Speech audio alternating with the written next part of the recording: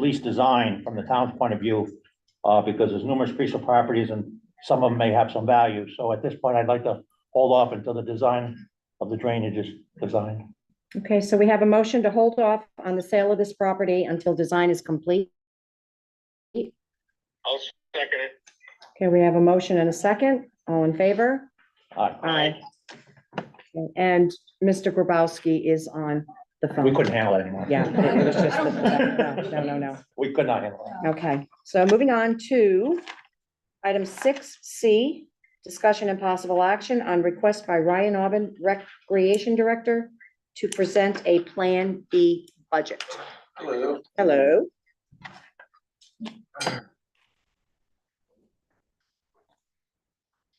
Sorry to beat up. My kids got me. Okay.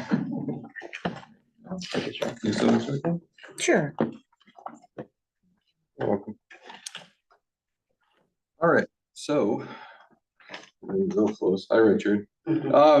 So at the Board of Finance meeting, the week prior, I kind of threw an audible here. The reason for the change for Plan B, it's actually the last page and the second to last page. Yeah. Everything else is brand new programming. There's a page that the Board of Finance requested questions, so I made it clear, the answers there. But really, it's the last two pages. Yeah. So in the last couple of weeks prior, I heard a lot about the budget and the 3 mil, whatever, and it's just not realistic. So I look at our past. So the safest way to say is like Parks and Rec, Youth and Family Services are kind of low on the totem pole, I could say. Like, it's not, if there's a cut, it's probably gonna have to do with us. And also, if you go back last year, it's we got a blessing. We had a full-time employee. I never requested that. The board actually put it towards and actually approved it for us, which was amazing. But also in that same conversation, though a lot of those board members moved on, but in that same conversation, another board member actually asked to cut everything that we asked for. So being a realist I am, I know I'm not gonna go through a budget without any cuts. And if you look at our budget, and I explained this to the Board of Finance, it's kind of it's not a fair way of looking at the department because it's a balloon budget. What I mean by that is, if I want to do something new, so like youth wrestling, we hosted this year, hugely successful. We want to make it a full program next year. In order to do that, we have to estimate our revenues coming in, put it into the budget, which balloons the budget, and then the revenue comes in at the end of the year. And it's not right, because that means we can't grow without asking taxpayers for more money. And if you look at all the surrounding recreation departments that are listed there, they all have funds.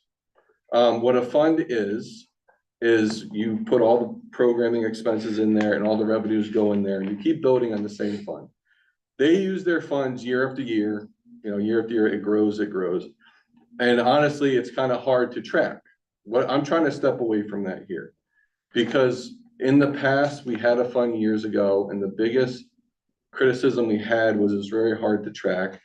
So the plan with this is you'd cut $27,000 out of my budget. Okay, so I'm asking the Board of Finance to actually cut money out of my budget for the expenses for these programs. It's all the recreational programs because they're all self-funded already.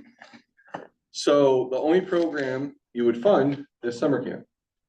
Summer camp's revenues so you'd start the year, July 1st, with a zero balance in this fund.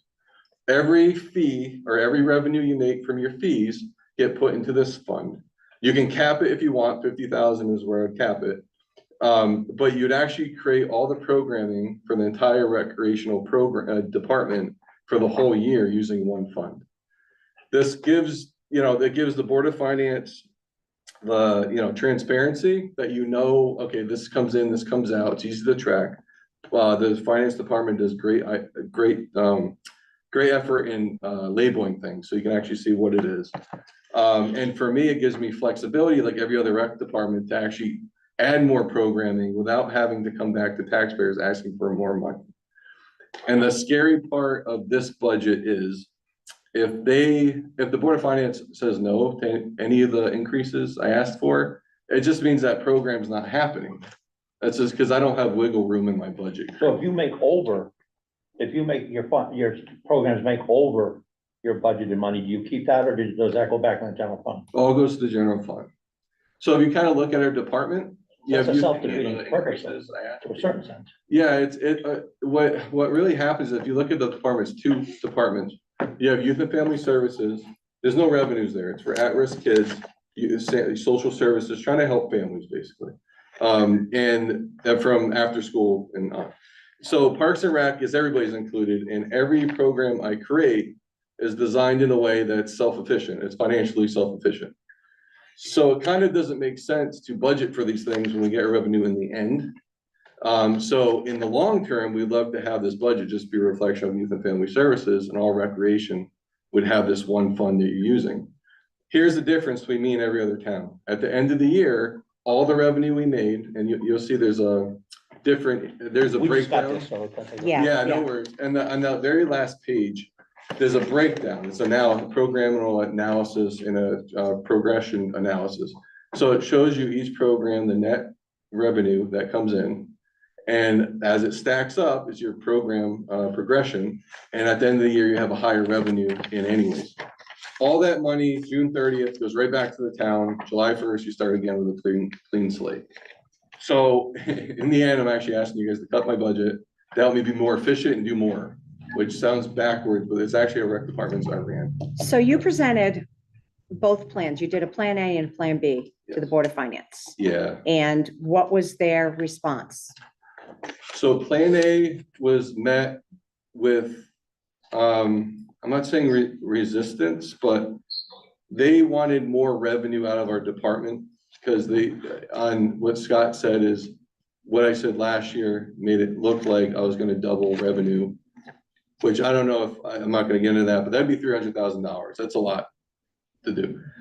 With Phil, our assistant, all we have now is time, right? So you have shifts, you can create shifts, which create more programming, but it was never an idea to triple, revenue. I just want to add more opportunity. That's all I wanted to do. And that's why there's 3 And pages. self-fund yourself. Exactly, the rec side at least, But, yeah. but shouldn't there be a mechanism that you go up a certain amount every year because you don't want to start from zero all the time. If you're creating more and more programs, you're gonna need more and more funding for that. So to give everything back to general fund, and this is just my, Right, and to fight I for it every understand. year, Yeah. there should be if you really did raise this kind of increase, there should be Right. some benefit to you that it goes up incrementally a little bit, I think, just looking at it without going Makes through it. Yeah, no, it makes sense. I'm trying to just put myself out there and give whatever, like the most, No, you're doing great. yeah, on both sides. I'm just trying to make both sides get something out of this. And I just don't want to spin our wheels anymore because I've been here 17 years, whatever, intern for 2 years, they don't count, but, so 19 years. I think it's a great, Yeah. I think it's a great, I haven't looked into it, but it's a great program, but I think if you keep zeroing yourself out every year and go back to fight for every year, there should be some Right. type of monetary increase if he does a really good job that he keeps on it. So is this what you presented to the Board of Finance? Yeah. Plan B? And what I said was, if you have any inkling of cutting anything, don't, just go with Plan B, you can cut whatever it says in there. We can still do what we need to do, and then you don't have to increase. And the way I look at it too is, there was a lot of pushback from the full-time assistant that I'm trying to prove, and I think we did with all the new programming by itself. Mhm. That's 1 year, and actually it's not even a full year. We started Phil in September. So it's really September to now, we did all this. Yeah. That we just want to keep going forward and building more. We can't say budgeted, but we. Right, So here's, I mean, what is it that you're asking us to do? just look at it, because I'm sure it'll come up at the Board of Finance meetings. And if you support it, I mean, that's amazing. That would help. Which one did you want us to support? Plan B is a Plan B. backup. The Because- the $27,000 decrease. Yeah, because honestly, the reality of the world, of like where we are now, they're gonna look at cutting our Plan A. And if we did that, we're going backwards, because then you're gonna eliminate a program, whatever the programs are. So we're back to what we did last year. Is Eric there? No, No. So, Ryan, can I have a question? Yeah, absolutely. yeah, Ryan, is there any way to simplify matters by simply, you prepare a budget and you listed all your expenses? Is there a counter thing showing your anticipated revenue, so you get a truer picture of what it's actually costing, if anything? Yeah, so our projected revenues are 190,000 this year. That's with Eric. This Plan B was actually ran through Eric. Like, I asked his input for this. And I told him, they may think I'm crazy, but what do you think? And he didn't call me crazy, so I take it as a compliment. But yeah, Eric helped out with this. And the good thing about having a fund, it's easier to track, but also on finance department, it's easier to keep up with, because it all goes to one place. but I think you're trapping yourself with Plan B. Yeah, That's just my opinion. think so?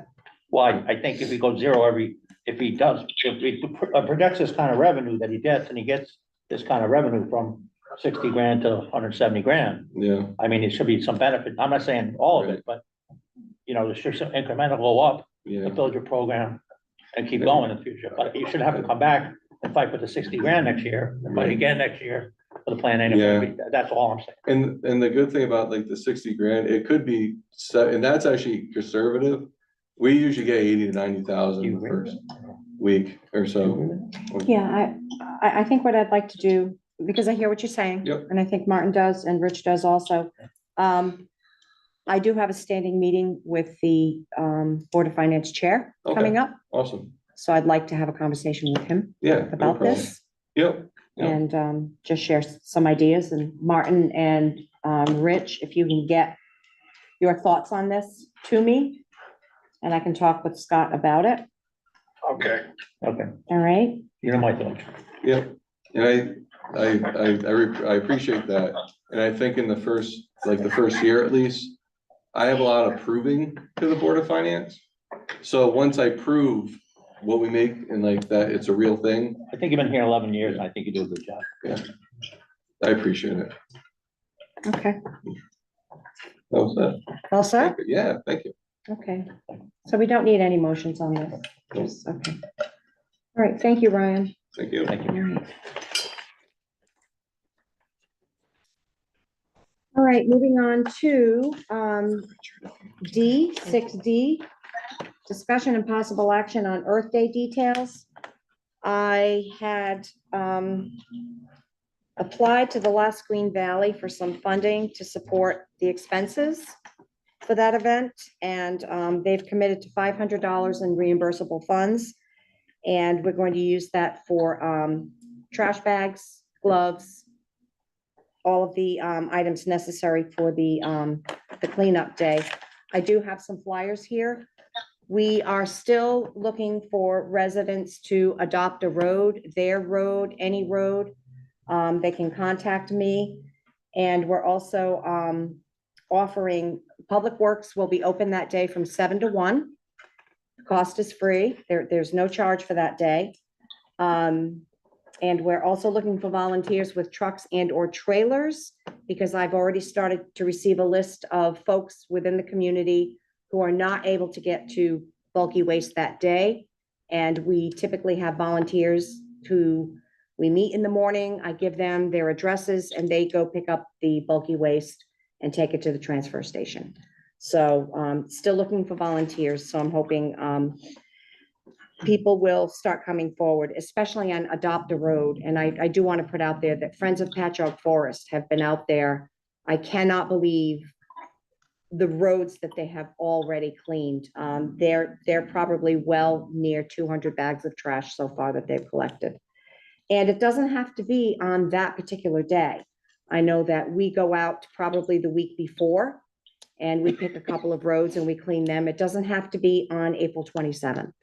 All right. And that's all I have on Earth Day details. 6E, discussion and possible action on filling a vacancy on Planning and Zoning Commission. Planning and zoning filled that, yes, last night. Okay, Eric Lindquist. Lindquist okay, and Dave was there for the meeting. okay, all right. So 6E is resolved. 6F, discussion and possible action on blight contract update with SCOG, Council of Governments. I'm working with them. What we're going to do is incorporate the contract. The contract that we never had a contract with COG. We always had a blight officer. And in the ordinance, it included the borough and the town. And when the contract with COG was created, they eliminated the borough and just made the contract for the town. I went back, Lisa helped me, we found the old ordinance. It does in fact include the borough and the town. So I'm working with COG, they're going to redirect the contract so that it will incorporate both the borough and the town. So we're working on that and that should be complete soon. All right. Isn't the borough in the town? Yes, but when it was separated, long story, Long that's all story. I'm gonna say. So we're going to pull it back in because the borough does have their fair share of blight. I did verify that Jen Lindo, who is our blight officer, she confirmed along with the Council of Governments that the hours that we've contracted for, she still has plenty of time within those hours to oversee some of the issues that we have in the borough. So it's certainly not, it's not going to cost us any more and we'll get a little more bang for our buck, I think. All right, any other discussion? Okay. Move on to 6G, discussion and possible action on potential human resources contract with SCOG. Another contract that we're looking at, they're starting a pilot program, and at our meeting last month, I expressed interest in finding out more about it and in fact, participating in this pilot program for pretty much the same thing that we have with the blight officer. It would be a shared human resource person for X number of hours for a certain cost. And I think that an HR person is definitely needed in our town. It's something that we don't have. A large amount of our human resource tasks are put off on the selectmen, and also a large amount goes to the finance director. And I think that this is something that we need to research, and that's what I'm going to do. I'll bring the information back to the board and then we'll present it. Any questions on that? No? Okay. All right, we will move on to 6H, discussion and possible action on adopting a current resolution and policies on fair housing. Apparently, this is something that the town has been involved in. And it's a series of documents that have to be signed by me. So the last set of documents that we have were signed by Dana Bennett, and this is something that we have to continue doing. It is a requirement, so I'm looking for a motion to allow that I sign this resolution. I mean, there's no downside to this. Is this just No. municipal boilerplate? It is boilerplate. And it's a requirement, and my understanding, and I was not aware of this, Lisa informed me that Mario Tristani is the fair housing rep. So I want to look a little bit more into that. It's when complaints come in, housing complaints, people who aren't following, the rules, and that would be Mario. Those things would come in before Mario. So I don't know enough about it, but if it's a regulation, then it is a regulation. It comes out of Hartford. And it's I'll make a mandatory. motion that we authorize the first selectman to sign the fair housing document as presented. I second that. Okay, we have a motion and a second. All in favor? Aye. Aye. And as Lisa just stated, it is mandatory. Okay. Okay, Number 7, any other business that may properly come before the board. I would like to add an item. So I'd like to make a motion to add onto the agenda topic of social media. I second that. Okay, we have a motion and a second. All in favor? I, Aye.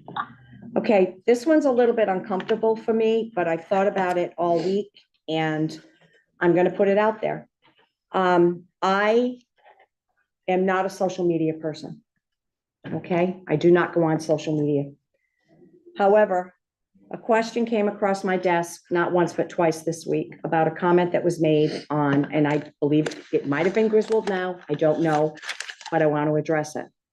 There was a resident who asked the question about taxes going up. Now, that's a valid question. And the response was, as everybody knows, we are working on the 164 project.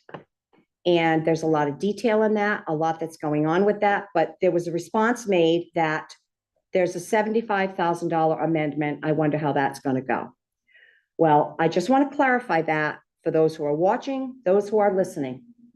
That $75,000 amendment has absolutely no impact on our budget whatsoever. That is a fully funded project. We are negotiating the $75,000. And I really do not want people thinking out there, oh my gosh, this 164 project is going to cause our taxes to go up. It's not. And I want to make that very clear.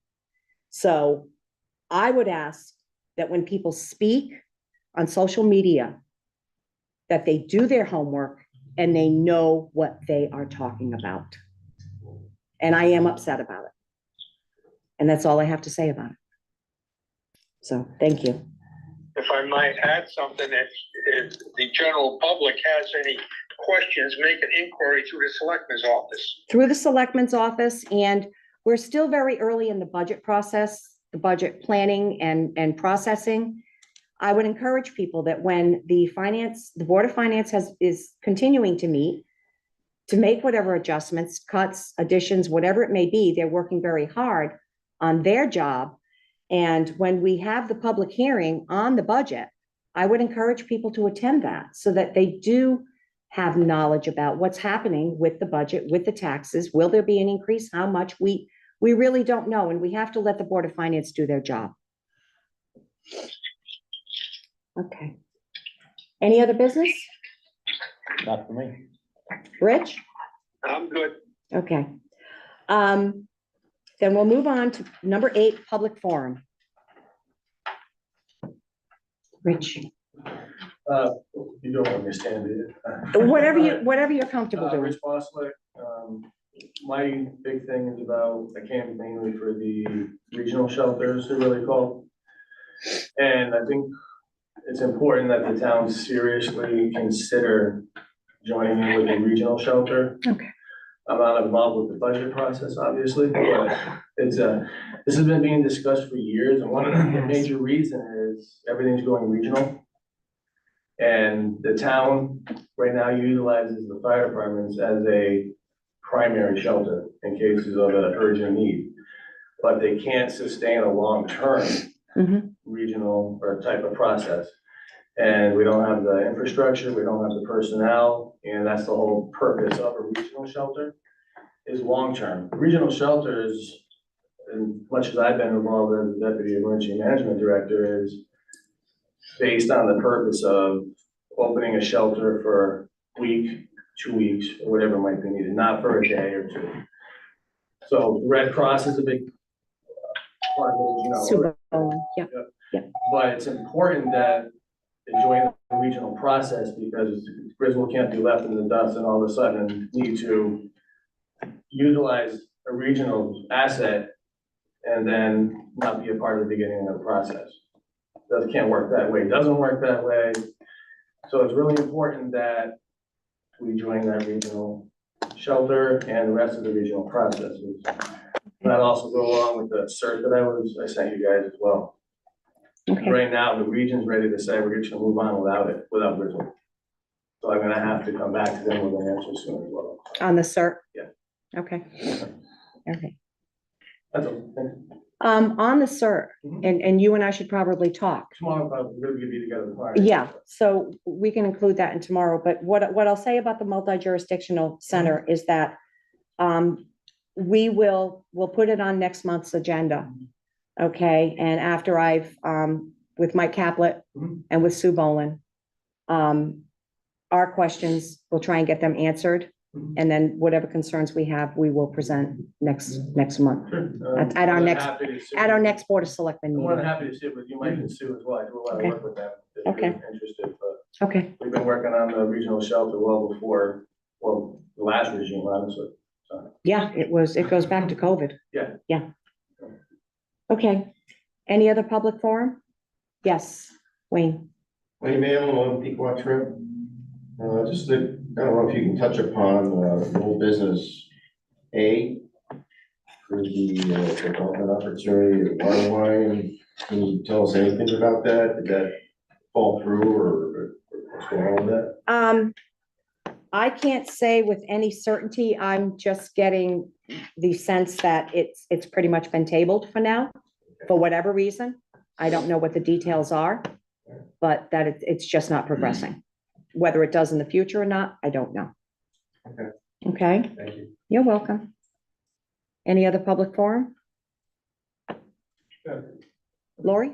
Yeah, Lori Sorter, 67 Ashland Street. I just want to thank you for working on the blight contract with CCOG and kind of urge you to push them along because it's been a while and we have, It has. we have some things in queue that, Yeah. would like to be Yeah. addressed. I think Liz Burdick is waiting for approval, Okay, so it's got to go through their process too. Yeah. So, okay, thanks. you're welcome. Rich? Rich Canova, as far as your social media thing, I think I know who made the comment. Okay, I'm an admin on that page. okay, I saw it. I didn't see any follow-up to it. I didn't chase it. I didn't look at it. Yep. But, by all means, if I ever see stuff like that, I try to educate people and tell them what I know. That's why I asked you the other day when we had the voting about that upstairs in the lunchroom. Mhm. We had that conversation. Yeah, you asked me about it. And, I didn't go preaching it to anybody. It's just, listen, if somebody questions it, at least I've got a little bit of information. I can get in the middle of it and keep people straight on it. But if you ever have somebody like that, and I know I'm not policing Facebook and I don't expect you to police Facebook, but if you got something. I mean, I'm not, and I won't. no, I get it. I mean, I don't spend a lot of time on Grizzle Now and Grizzle Discuss. I admin those pages. I spend more time with other people on Facebook than I do that. Mhm. But as an admin for that page, I mean, if there's something that's there that certainly you're taking offensively or whatever, I mean. It's not that I take offense to it, it's that I am concerned when misinformation is put out to the general Right, public right. We like to keep because that page they clean. believe it.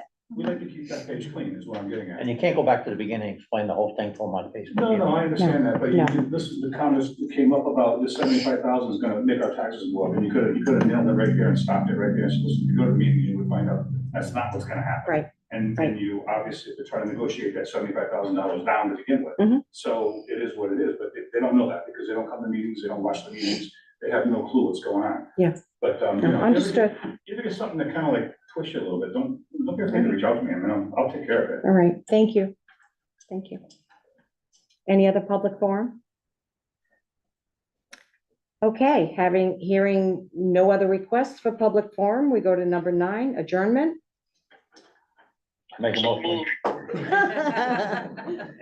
We have a motion to adjourn at 6:55. We have a second. All in favor? Aye. Aye. Aye. All right. Rich, can we hang up on you now? See you next week. See you later. Go enjoy your evening.